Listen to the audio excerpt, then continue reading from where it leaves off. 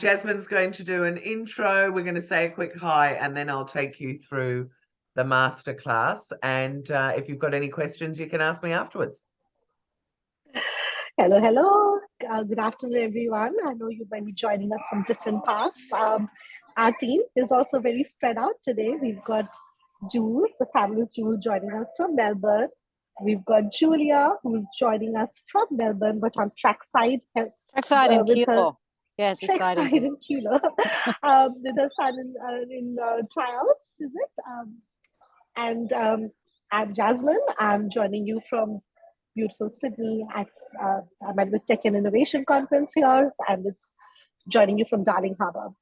So we are all spread out, but we are really, really excited and united in our one goal and mission of giving you more visibility, spreading the word, and getting you making headlines. And then everybody talks about PR. The holy grail of PR is the mainstream media. There's the TV, the press, the media, the big newspapers. Of course, PR is anything any journalist has written about you, things that are written about you, which come from that credible source, aside from you telling how good you are. So we have the I pleasure can of hear a having lot. you. Sorry, I'm just going to mute you for a second, Julia, because I can hear all that stuff going on in the background. Just for a sec. We've got Jules here, who will be running you through the masterclass, and most of you in the room might have met her. But so for those of you who don't, Jules is the authority on press, media. She has been in this space for over 2 decades. She's helped business owners from all industries get that wonderful joy that comes from seeing yourself in the headlines. And Yes. she has been instrumental in helping that, and she'll share some of those stories with you. But Jules has got things from all angles. She has been a business owner, she has run a PR agency, so she knows how that side of things work. Plus, then she's built this amazing tool and engine, which is Handle Your Own PR, which she'll talk about. And being also not just somebody who will tell you, as a PR agency, let's do it for you. Her whole mission is to empower business owners like you to learn the skill so that you can handle your own PR. And with that goal, she's going to share with you all the lovely insights about how to make it in the mainstream media. So with that, I'll pass it on to you, Jules. Okay. Hi, everyone. Julia, I don't know whether do you want to say anything so just in case you missed that, Jasmine is at South by Southwest in Sydney. Julia is at her son's amazing, she's got a young son who's at the Victorian Track and Field. He's at the regional athletics championships where he's about to compete in the discus. So if my picture drops out, it's because I'm clapping or taking photos. You two girls go, because you've both got things to do. I will take everyone through this now. And if anyone's got any questions, either write them in the chat and I'll look at it afterwards. Hang on, I'm just going to mute the two of you because I can hear stuff. Okay, so I will take you through everything. If you've got any questions, we can talk about it afterwards.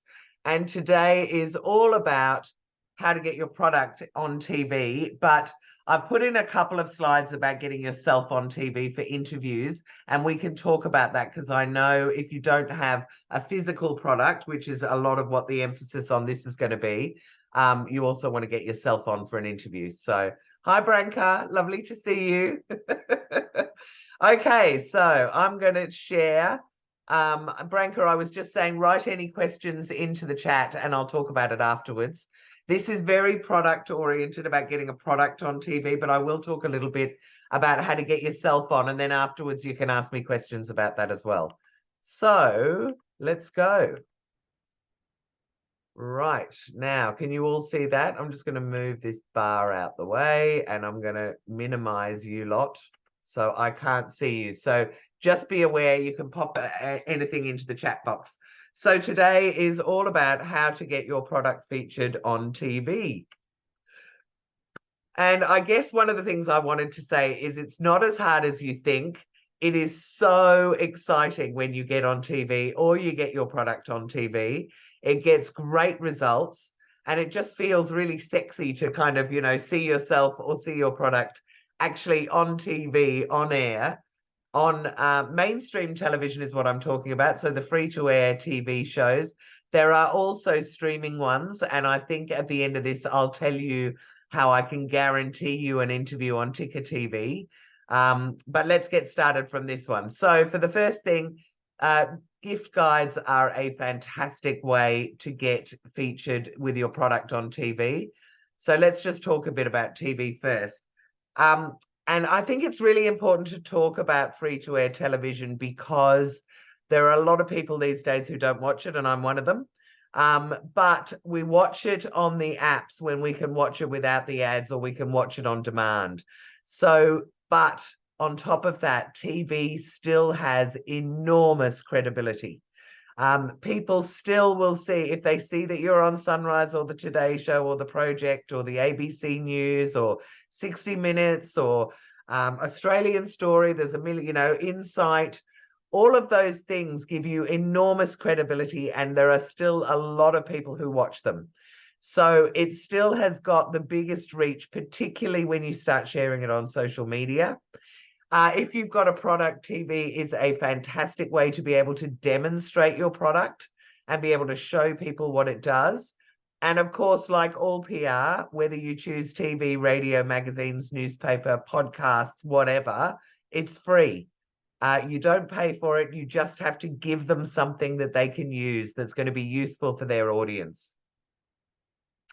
So I think it's fair to say that most small businesses can't afford to advertise on TV. And I'm going to show you some rates. They're a bit old now, so this is probably back to probably 5 or 6 years old. But it just gives you an idea of how expensive it is to advertise and why it's out of the reach of small business owners. So the Project used to be, let's just say that these are a couple of years old, the Project, 36,000 nearly for 30 seconds. That is, and A Current Affair has 687,000 people on it, watching it.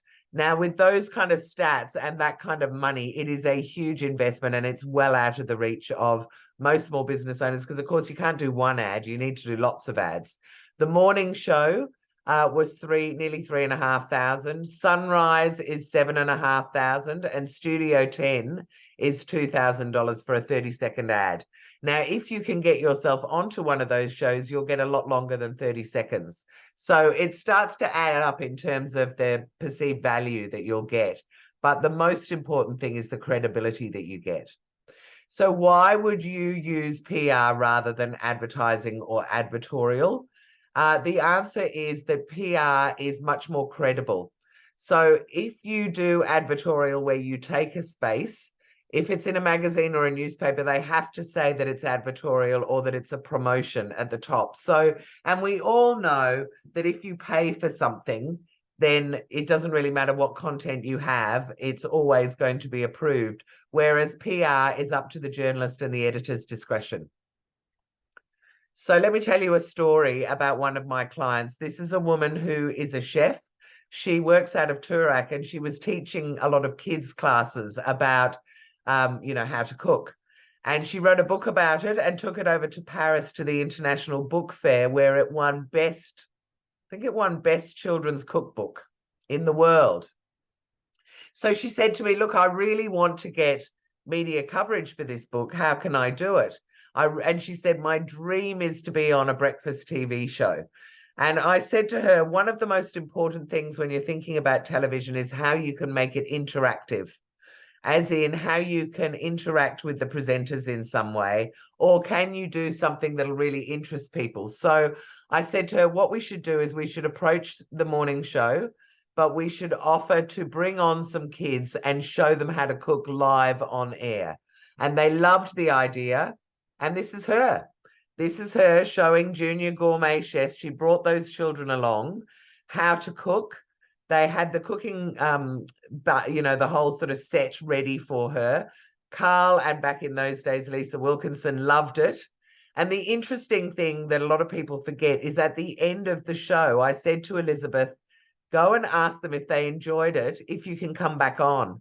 And she did that at the end. And they said, we'd love you to come on every single school holidays. So they see it as something where the parents will be watching TV and potentially the children. over the school holidays, and it was a really good fit. So think about the time of year as well. So in terms of getting your product on TV, there are 4 sort of proven ways to do it. One is to get in the gift guides, and I did talk about that a little bit in the last masterclass, about how on TV they will be running gift guides around Christmas, Mother's Day, Father's Day, and Valentine's Day. They always do it. And it's definitely worth getting your product in there for that. You can also get product placement, which is when you give your product to normally a drama kind of a TV show, and they use it. So for instance, an example of that would be, I used to do a lot of parenting PR, and we had prams, and we would give prams to Home and Away when one of the characters had a baby, or we'd give them a bouncer, or we'd give them, you know, products that they would be able to use. The other way, of course, is interviews, and we'll talk about that a little bit later. And the last way, and it's always pretty much a guarantee, is to do giveaways or promotions. Now, if it's TV, they normally want a higher retail value, but I will talk about that again in a minute. So the first thing is that you need to know that there are 2 formats to getting on TV. One is that you bring it to them and you go into their studio, and most of the TV studios are up in Sydney. But if you want to cook or you want to show your product, then you pitch yourself and you say, I'll get up there. And that way you sit on the set with the presenters. Now, the other way is that you've got a product or service where it's sort of on location, and the TV show needs to come to you to film it. And that's called a pre-recorded package. And that with one of those, you can kind of relax because it's not going directly to air. It will be edited afterwards, but you're creating an obstacle for them in that they need to find a cameraman and a presenter to go down to interview you. So both of them are viable. It just depends how compelling your story is as to whether they will go on location or whether they'll want you to bring it in. Gift guides is another one, and I did show this image last time, but as I said, most of the TV networks, especially the morning shows, will have gift guides. So the Today Show, Sunrise, and probably those shows that go from 9 till 11. And this is one of the ways that they do it. They put a whole lot of products on a table, and then they all stand around and play with the products and pick them up and look at them. And normally you have a person, often it's Joe Munro, who is one of the She's the Boss members. I don't know why I said that, but anyway, Joe Munro, who is Channel 9's retail expert, and she will often take them through as well. But if you want to get your product in the gift guides, you need to call the show. So call Channel 9 and ask to speak to the producer on the Today Show that is doing the gift guides, and they put you through, and then you tell them about your product. And it's as simple as that. If they like it, they'll ask you to send it to them. Gift guides, though, are seasonal. I've just told you the different kinds of seasons that they do it. They are often broken down into categories or themes. So the categories or themes might be products under $50, products under $100, products under $200, or products for kids, adults, teens, gifts for her, gifts for him. And there's normally a dedicated segment producer. So when you call, you want to ask who is putting together the gift guides. The next type of product that you can do, and this is the same barbecue that I got in the gift guides, and you can see Stephen Dennis pretending that he's barbecuing. This is the opening credits for Neighbours. So it's very hard to gauge what the value is in getting your product used by someone on a show, but often it can prompt people to go and look for that product, and particularly works if your product is quite distinctive. So it's not going to work, you know, with that barbecue, it's pretty hard to tell it's not a Weber. It's called an outdoor chef. But particularly, say you have a fashion label and you've got very distinctive clothing, or you have a particular shape of glass, or plates that you could use, you know, that you've got, or bedding that you could use in bedding show, you know, in a scene where there's a bed. And then it's really with product placement for you to go out and say, look at this picture of Neighbours. They're using our barbecue. Isn't that exciting? And it's for you to kind of drum up the excitement, but that product will get used. And a lot of drama shows are looking for props. So if you've got something that you can give them, absolutely approach them and offer it. And the person that you approach is the art department for product placement most of the time. You need to really familiarize yourself with the storylines and the characters in popular shows. And then from that, you can then go and offer them stuff. Obviously, with something like Auction Squad or The Block, those kind of things, they're totally onto it. Same with MasterChef, and they'll charge you to get your product in.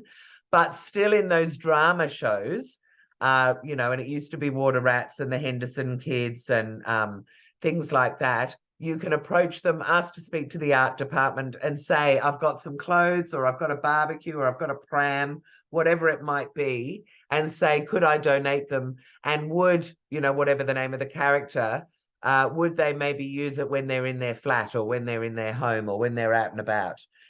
You just call the network, as I said, ask to speak to the art department for the specific show.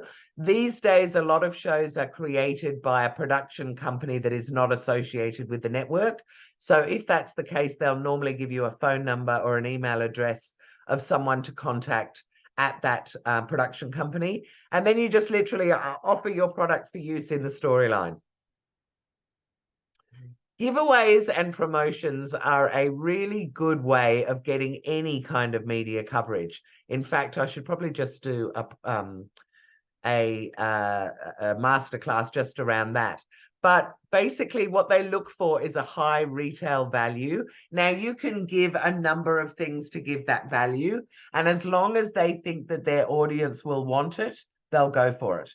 So on Sunrise, I gave away some barbecues. We had a week where we gave away 1 barbecue a day. So I gave them 7 barbecues. The retail price of the barbecues, by the way, was only about $400, which was well under what they normally like. So they normally like a $35,000 RRP.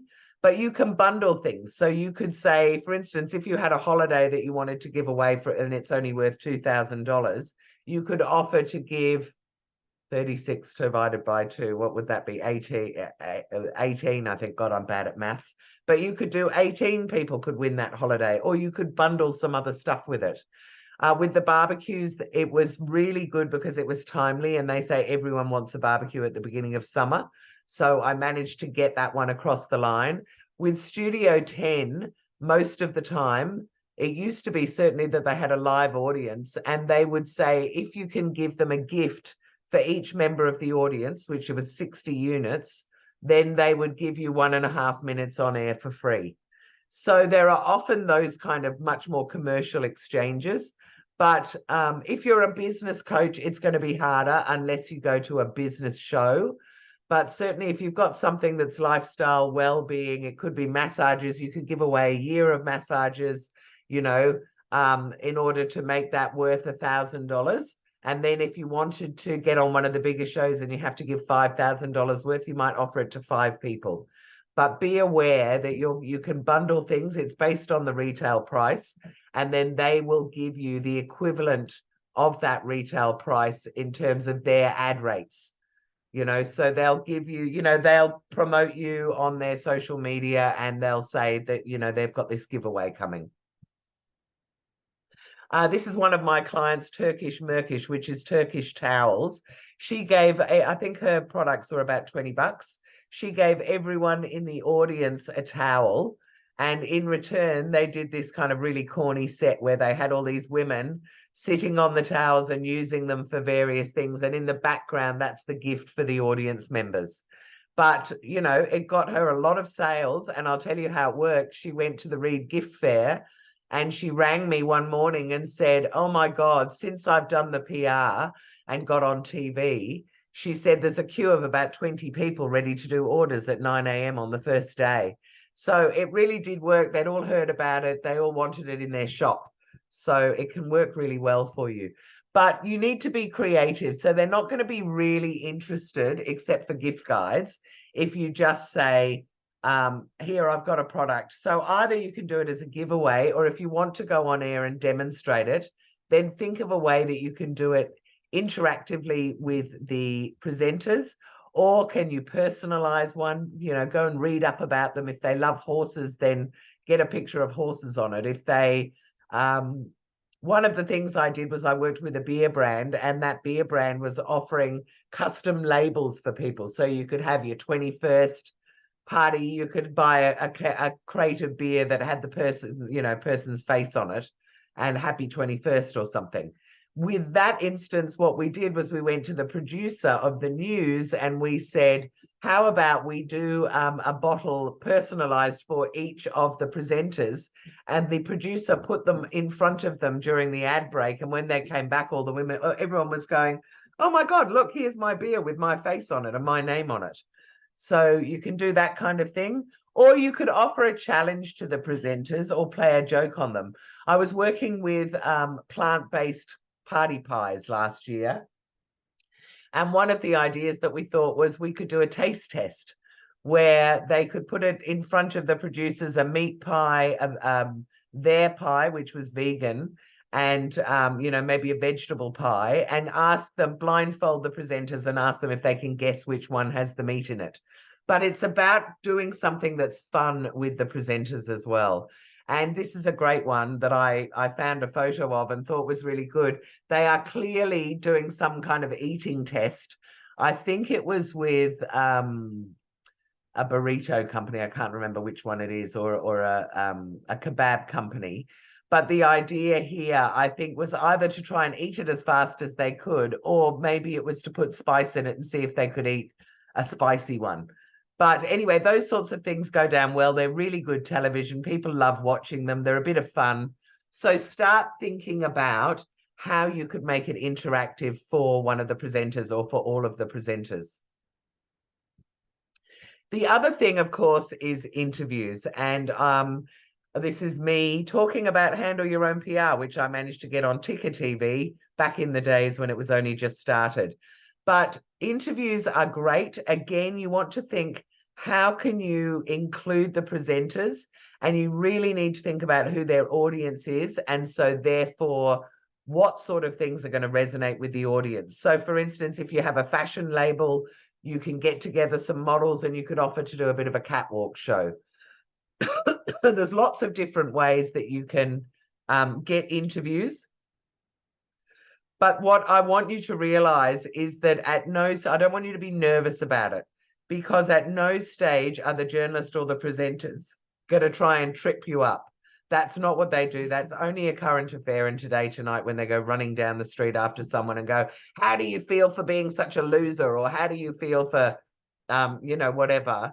In this instance, journalists and presenters want you to look good. They want to be able to showcase what it is that you do.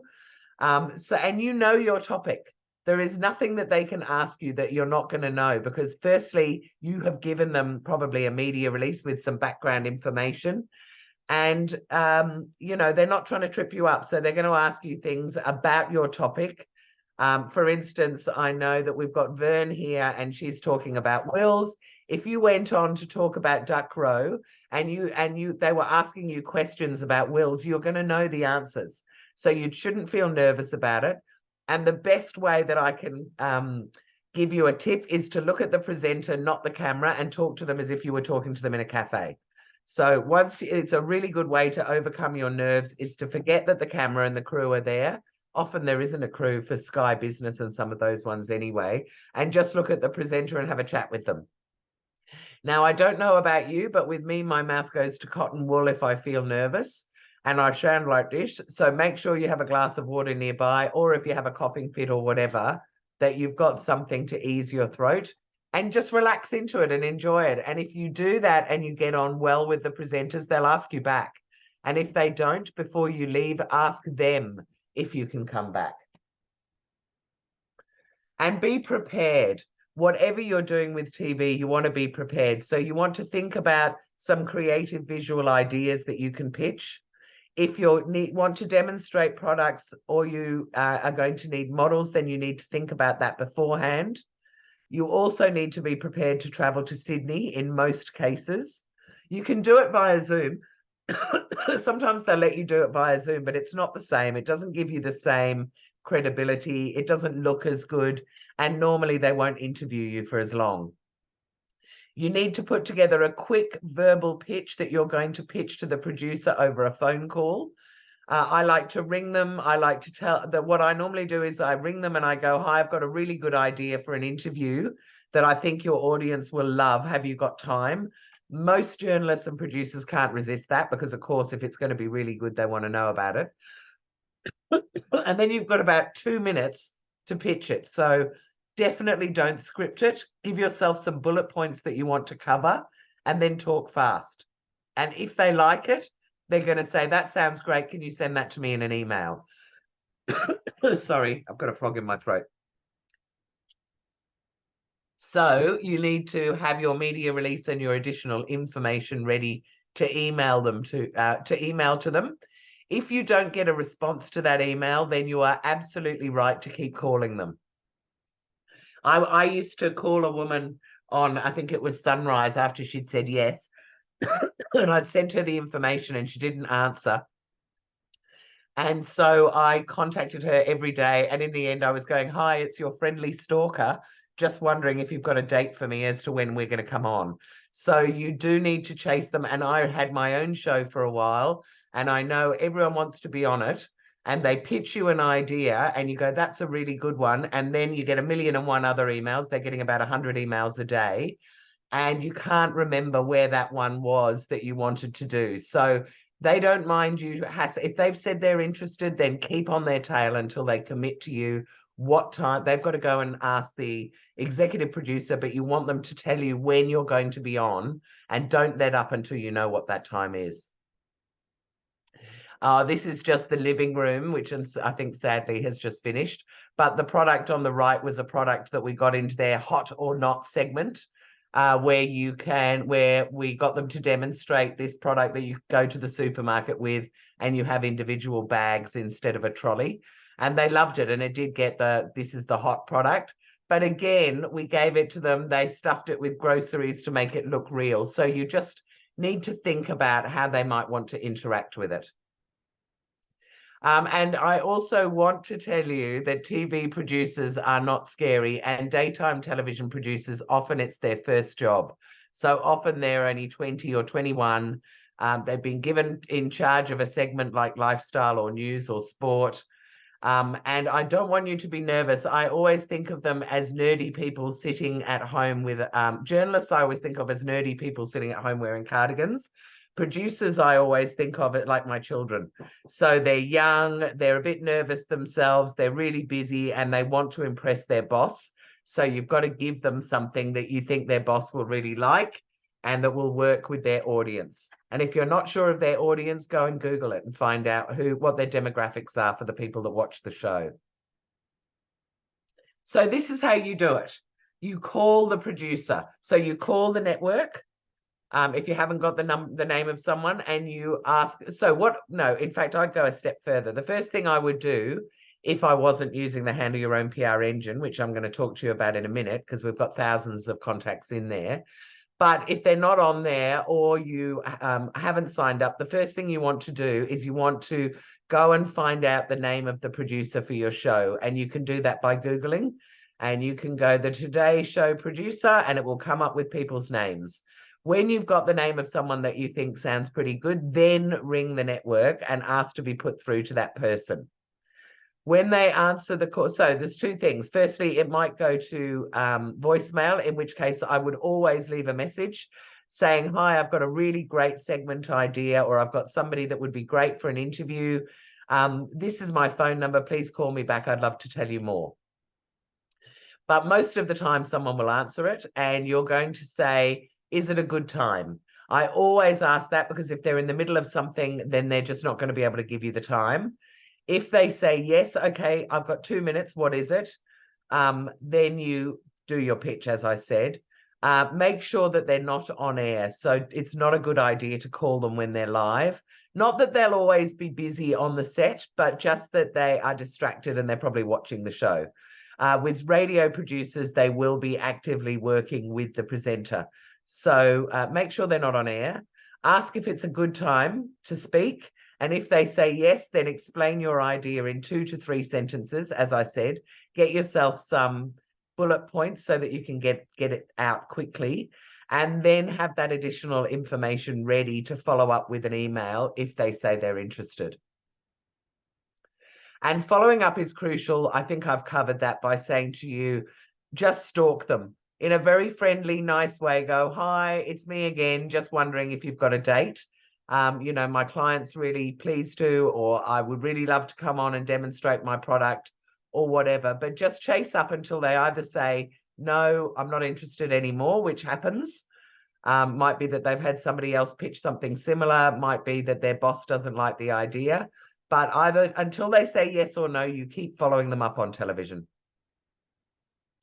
Now, another little thing, and it's just such a small thing, but I've interviewed loads of journalists and producers now. And one of the things that I think is really interesting is that they say people are all over me like a rash to try and get the story up. Like I've just told you, you might ring every day. And then they forget to say thank you at the end. But I absolutely encourage you that if you do go on, you send them an email saying thank you. If it has impacted your business, you tell them that you've had a whole heap of sales or whatever. And normally I would go, thank you. It was great. I've had, you know, $3,000 worth of sales and we've had 50 inquiries since then. I'd love to come on again. And I thought maybe I could come on for Valentine's Day and talk about blah, blah, blah. But like give them an idea of how you could come back and make sure that you say a huge thank you because hardly anyone does. So there you go. And if you have any questions, you can get in contact, or in fact, we're going to, I'll in a second, I'll start answering questions. I just want to tell you first about the PR engine because we were talking about how do you get media contacts. This is actually a photo of our PR engine. So those are journalist names, the media outlet that they work for, their email address and their phone number. So you see everything in the Handle Your Own PR engine. And it's a really easy way. I think we've got about 3,000 live journalists and producers in there. So it's a really easy way for you to be able to send out straight away. Now, our PR engine is also known as a PR SaaS platform. And I created it so you can manage everything to do with your PR campaign all within the one platform. It steps you through the process of choosing the media contacts. Then there's a widget there where you can add your media release and your photo and any extra bits and pieces you want to give the journalist. You build your own media contact list and it's set up so that you can go in via lifestyle, and then it gives you 3 options to refine your list. So if you choose lifestyle, you might then choose home and real estate, and then you might say you want weekend magazines that are for home. You might want the home magazines and home radio shows and home TV, but it allows you to do all of that. And the contacts are constantly updated. We send automatic emails out to every journalist on our database asking them to update every quarter. And we also ask you and anyone who uses it, if you find a journalist that's bounced back, there's a little button on the website that you can click and say journalist out of date, and it sends us a message that says we need to upgrade that journalist. If that journalist is in your contact list and their name changes or their email address changes, it will then be updated in your media contact list as well. And you can do unlimited PR campaigns. So we don't care whether you do 2 a week or 2 a month or 2 a year. You can do as many as you like. There's the really easy to use media release template, as I told you. It goes out from our platform, but it goes out with your email address. So the journalist will respond to your email. You'll find it in your inbox, and you can make follow-up notes on the journalist. And there's a whole section where you can just send it out again to the journalist and follow up on what you've already done. And I know that after I've told you all of that, you expect that it's going to be like other media databases that are thousands, if not multiple thousands. In fact, the one that I think of that professional journalists use is about $8,000 a year, I think, called Tellem. But we've made ours much more affordable and also not so confusing, I think, because it really just guides you through to build those media contacts. So only $550 a quarter, and you can send out unlimited media releases, and I absolutely would recommend it. There are hundreds and hundreds of small business owners that have used it over the last few years, and all of them have got coverage. In fact, we had some guy recently that said He got 2 front pages. He got 3 radio interviews. And I think he said he got a TV gig as well. And then a whole lot of digital marketing media from using it. So he gets all his clients to use it as well. And that's it. So we are the Triple J trifecta, which you saw earlier. So Jasmine, Julia, and Jules. You can find out everything that you want to know at handleyourownpr.com.au. And you can follow us on Facebook. And I have to say, I don't know how they're doing Instagram. I don't do it very much, but definitely Facebook, LinkedIn, and we've got a YouTube channel with a whole lot of advice in there as well. So I'm going to stop sharing and say hi to everyone. And I know that was a bit producty. Hi, Michael. I saw you come in. I know it was a bit producty, and I don't know whether that's relevant to all of you, but I'm very happy to answer any other questions. So let me just quickly check the chat. Okay, I have to hop off. That was Branka. Michael says, what about someone whose business is speaking? Right. So Michael's topic is around equality for parenting, and particularly that dads get overlooked, which I think is incredibly topical because they always talk about mums. So Michael, if I was you, what you need to be thinking about is advice that you could offer mums or dads about how to be an effective dad. I know you've got the book, so you could do a book giveaway and you could talk to them about one of the chapters that's in the book. The other thing is to tie it in. So for you, Father's Day has to be your biggest time of year. But let's say coming up to Christmas, you could talk about single dads over Christmas, and you could talk about some tips that, you know, I don't know, things that people can do to be more inclusive to single dads, or to think about it, or things that single dads can do with their kids when they've got them over on Christmas Day or whatever. And you can talk about full-time and not full-time and that kind of thing. What would be great would be to see if you can find out a little bit about the presenters and see whether any of those, if there's a hook in there that you could hook in. Maybe, you know, for instance, Carl was a single dad for a while. Is there something that you could talk to about that? I don't even know who's hosting half those shows anymore, but so it's that kind of thing I think that you can do. If you've got a course or you've got something that people, how do you work, Michael? How do you make money out of what you do? Jules, most of my stuff falls in my lap through LinkedIn. Yeah. I get requests from schools, and I don't think, apart from the time I used your engine coming up to Father's Day, and I got a double page spread in the Canberra Times, one in Wodonga Times, and something else, another paper. It just all falls in my lap, and I don't think I've ever been successful in approaching someone. The media comes to me for comment. I was recently on Insight. They again came to me, and I think I've just reached that critical mass. But I'm wondering, do I go in as a counterpoint, or because I don't want to derail the topics when they're talking about. You know what? I would. You know what I would be doing? I'd be going back. If you can find the people that got you on to do comments, then they know you and they like you, and go back to them and say, I'd love to come on and talk about fathers at Christmas time and single dads. And if you've got that relationship there already and they have asked you to do something and you've said yes, then it's very easy to flip it and say, okay, I'd like to come on and talk about, you know, whatever, back to school for dads. Yeah. Or, you know, whatever it is that you want to talk about. What about the point where we're talking about childcare is a massive topic at the moment, and the struggle we have? God, I'm out of the loop. Yeah, well, 70% of Australian workplaces have a formal policy for flexible working, but only 2% have set targets for men's engagement in it.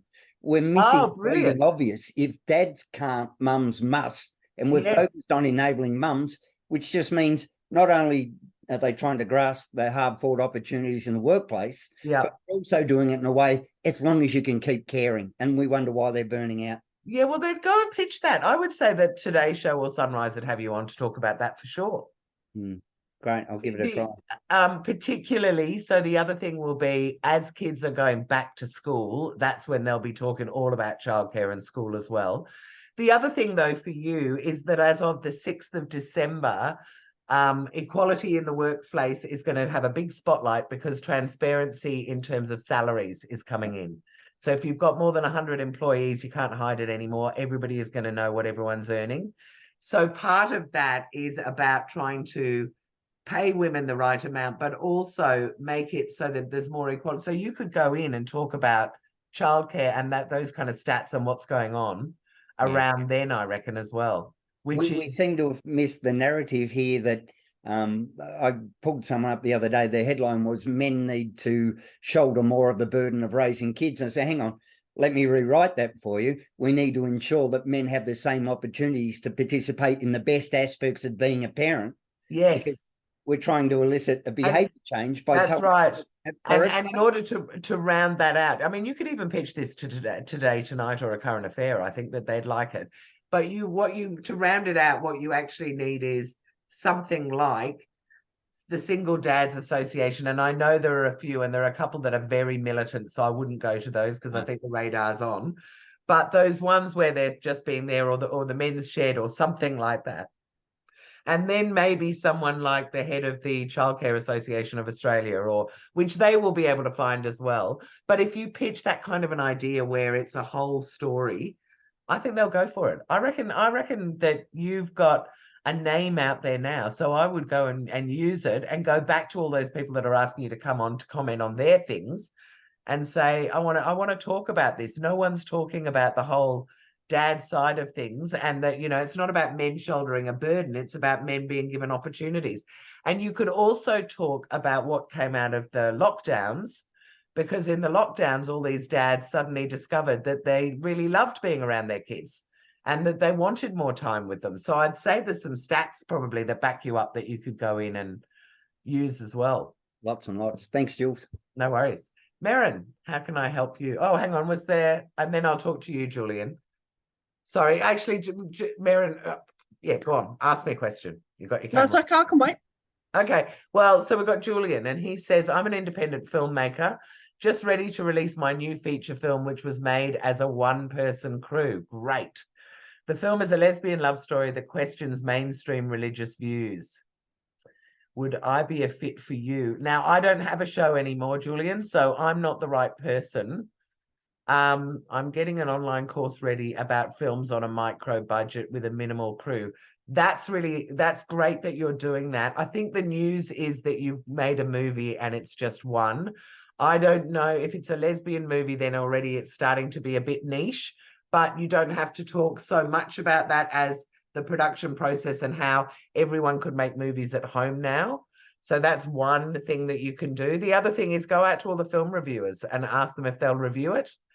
To get yourself on TV, you are going to have to do a little delicate dance, I think, but the project does see themselves as a news channel and a news show.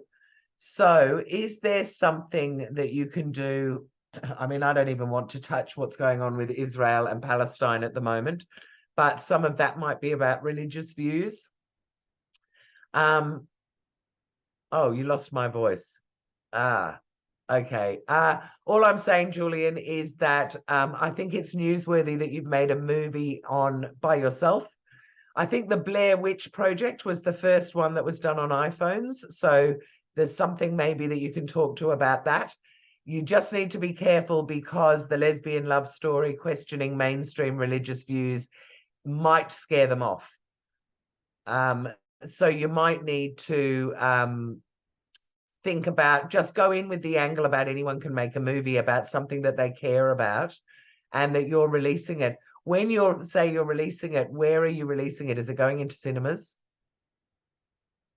If it's going somewhere that everyone can access it, and it's doing something like a cinema, then I would say that you have got a chance. And also, as I said, there's the movie reviewers, and then there's things like Lesbians on the Loose, and the gay media will gobble it all up. So just go straight to them. There's no doubt they would be interested.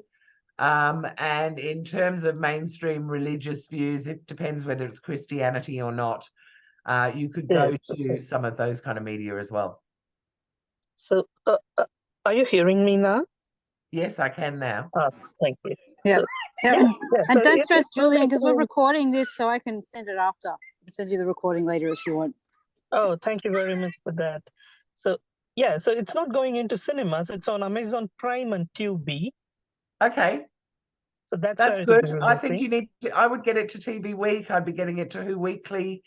And then, as I said, I'd be going to the gay media. I'd be going to the weekend magazines and newspapers. It just depends, I guess, how contentious it is and whether the journalists like it. But I also think that your angle for the course is how to make films on a micro budget. That will definitely fly. And it's probably talk radio and talk TV that would do something like that. Yep. And should I handle it on my own, or have you got a wing where you could help with that? I don't have any wings where I do that. Unfortunately, there are Julia Hume, who is there, does do some PR. So she may be able to do it for you. So I would send an email to accounts at Handle Your Own PR and address it to Julia, and she'll be able to let you know. She's at her son's race day at the moment.